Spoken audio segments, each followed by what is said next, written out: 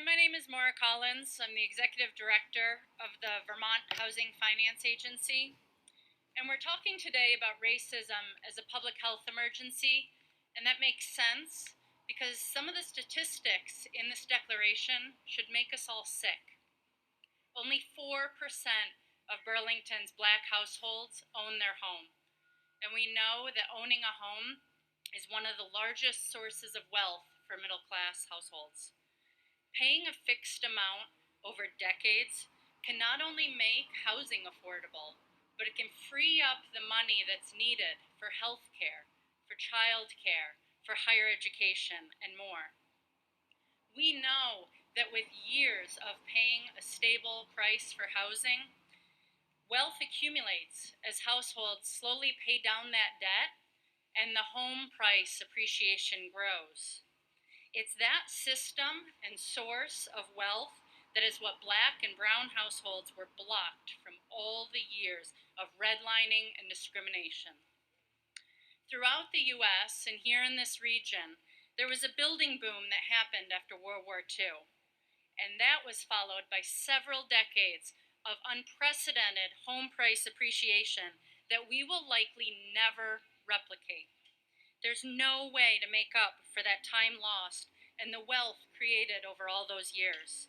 And it's that wealth, that home equity, that white households like mine used to send children like me to college when I know so many others didn't have that. It's what was used to move up to nicer and bigger homes closer to more opportunities. It was used to share with grown children when they wanted to buy their first home. And ultimately, it's what's used to pass on as an inheritance to future generations.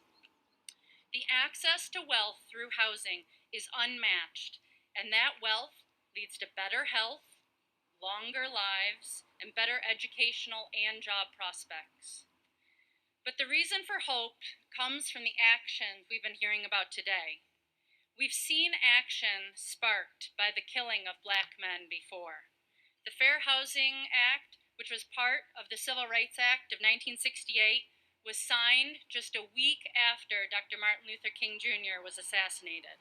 And it was that act that finally made overt housing discrimination illegal. And yet, the problems continue, not just here, but widely, systematically. In Vermont, the homeownership rate for Blacks today is lower than it was when that Fair Housing Act was signed all those years ago. Let that sink in for a minute.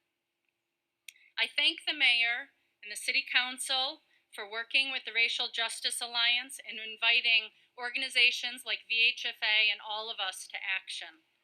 A spark was ignited by George Floyd's death, and we watched that spark turn into a torch that marched in the streets to demand justice.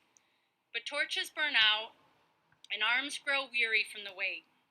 We now need those torches to light the hearts in our homes, our businesses, our governments, and in our hearts so that we can remain as committed to this work a decade from now as we are when we stand here today. We cannot relent. There is too much to make up for, and the stakes are too high.